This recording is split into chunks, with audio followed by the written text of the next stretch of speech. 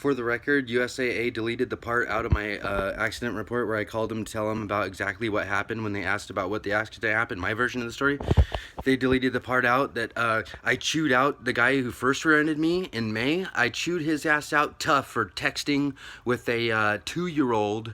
And he had a little baby in the car, and then like one of his sons was like holding the baby, like hopping it up and down, and then there was like another kid in his car, and then like another kid. That was like just a carload full of kids, just all kids. And this guy was texting and driving, and I'm like looking at him, and then he smashes into me, and then I'm out on the side of them chewing him out, and then the insurance company asked me what the accident happened, and I told them what happened. Yeah, this guy was doing this with a full load of kids, and I chewed him out. That was like really most important in the whole thing was all these kids' safety, and their future safety, driving with this reckless creep. So I chewed him out, and they deleted that all out of the logs, and probably a lot more. And then the other one from January of 2015, they deleted out the part that I stayed way back 5 cars, and she overshot the line, and I had just pulled out of Car Toys, getting all this fat stereo equipment done in my car that I have records to, that I just pulled out today with dates and everything. And they can talk to all the people at Car Toys. They can tell you all about it, because the next day after it happened, I told them all about it.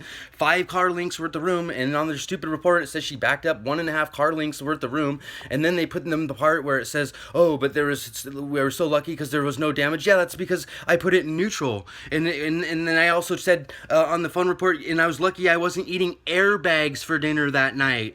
Yeah, airbags would have been my dinner. Boom! Like if I would have not put it in neutral. And yes, we were lucky. And yes, there was a dent this big, and it had a little white mark white in the clear coat. It had a little white part that needed to be buffed out, and and then the trailer hitch had a scratch in it, like that thing, and they took that all out of the accident report, just disappeared. And then on Dr. Renninger's report, it says, oh, I seen the black and white photos, there was no scratches of the car, never got fixed, and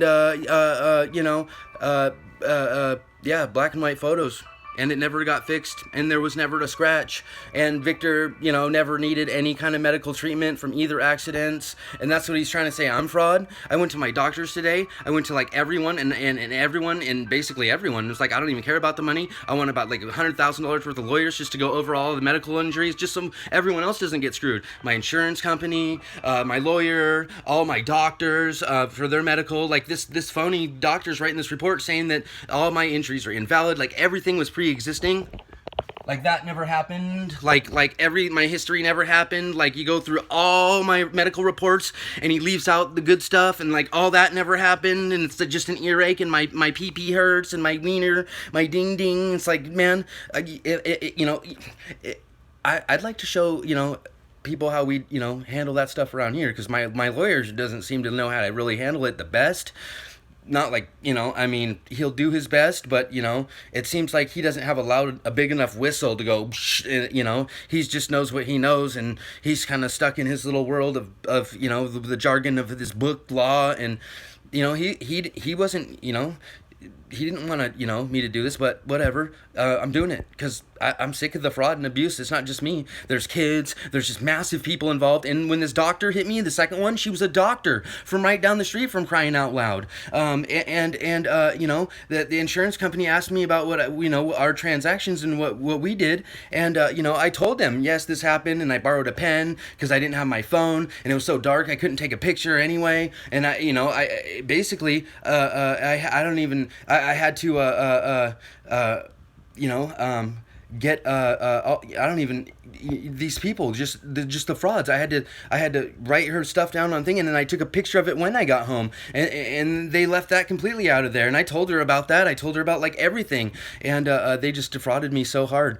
So next time that you do a called statement, actually get your phone on, record, get every single little word, and that put it on speakerphone like I did to Dr. Renninger and all these little creeps, because they'll just lie and fraud you and think it's funny, and then take your money and be like, haha, and then go into court and then lie and then ruin all your freaking medical history report records, so these insurance companies don't have to freaking see you, or they can charge you double or extra, and then the insurance, it's just, it's a scam.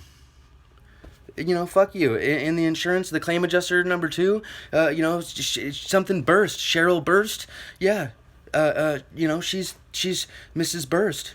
I can't believe how crooked she was. She left it completely out of the report that I wanted to do the ethical thing right when I called her, settle the accident right then for $22,000, pay all the medical and everything else, and just let me deal with it. I didn't want to have to make the lawyers rich, the chiropractors rich, all these people rich, and then me, the victim, get nothing. And then she like deleted that out of there, like beep, beep, beep. And then when I went to tell my lawyer in the first place, this is like why I got you, why I needed you, because when I asked her to just settle me for something, she would say no. She just told me to go get a lawyer. And basically before she said that, I was like, she asked me, well, why didn't you get PIP? And I was like, well, why didn't I get PIP? Why do I need PIP? You know, I have uninsured motorist protection, so if an uninsured motorist plows into me, you know, I'm good. But if, you know, people who have insurance hit into me and they plow into me, they're supposed to pay for it. They're supposed to be honest, and there's supposed to be integrity in the system, and there's supposed to be ethics, and, you know, in these claim adjusters, and these people are bad ethics. No, you know, they don't know what they're doing. I just wanted to be a contractor and pay my wife. She's a massage therapist. Zagetti, I've known him for 8 years,